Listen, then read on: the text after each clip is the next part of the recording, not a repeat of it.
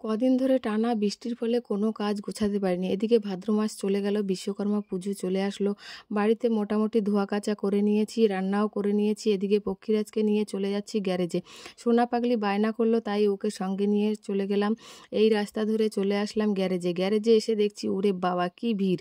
কি করব বলো? সবাইকে রিকোয়েস্ট করছি, দাদা ভাই আমাকে একটু ছেড়ে দাও, আমার বাড়িতে অনেক কাজ রয়েছে, এখনও সব কাজ কমপ্লিট করতে পারিনি। এদিকে দোকানদার একটু হাই বলে দিল, হাই বলতে বললাম, হাই বলে দিল। সবাইকে রিকোয়েস্ট করার পরে আমাকে দিয়ে দিল। গ্যারেজ এলে দাদাভাই আমার গাড়িটা একটু ধুয়ে দিচ্ছে। আমি বলছি ভালো করে একটু ধুয়ে দাও। তো ভালো করে ধুয়ে দেখো তেল মাখিয়ে রেডি করে দিল। এদিকে দেখো সোনা পাগলি বলছে, মা আমাদের গাড়িটা একদম পুরো চকচক করছে, নতুনের মতন। আমি বলছি হ্যাঁ। এদিকে বাড়ি চলে আসলাম। বাড়ি এসে দেখো যা কাজ ছিল গুছিয়ে নিয়ে স্নান করে রেডি হয়ে গেছি। রেডি হয়ে দেখো চলে যাচ্ছি পক্ষীরাজকে পুজো করতে। পক্ষীরাজের জন্য ভেবেছিলাম একটা মালা আনবো, কারণ পক্ষীরাজ সারা বছর আমাকে হাবড়া, মসলন্দপুর, বাগজেলা সমস্ত জায়গায় আমার সঙ্গী হচ্ছে পক্ষীরাজ।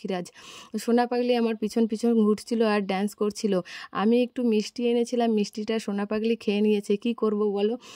ও মিষ্টি দেখলে থাকতে পারে না, মিষ্টিটা খেয়ে নিয়েছে। তো আমি একটু সিঁদুর মাখিয়ে সব সিঁদুরের টিপ পরিয়ে আমি সব সাইকেলগুলোকে পুজো করলাম।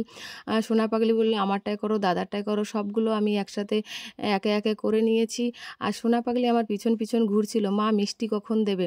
আর এটা দেখো মহন্তবাবু সাইকেল, এটা হচ্ছে আমার মা দিয়েছিল।